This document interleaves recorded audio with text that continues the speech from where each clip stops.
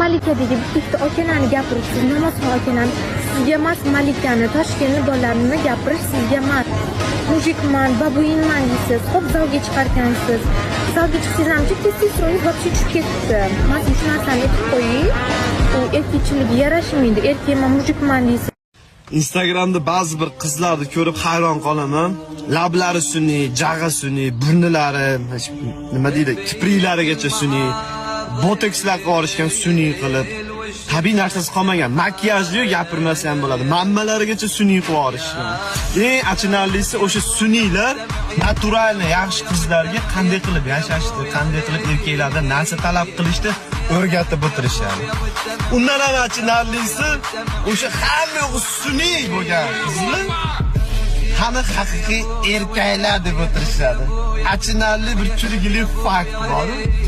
Haqiqiy erkaklar o'sha naturalni qizlarning yonida yuradi. O'shani e'tibor qilsanglar, naturalni, tabiiy chiroyli qizlar jar solmaydi. Qani haqiqiy erkaklar u.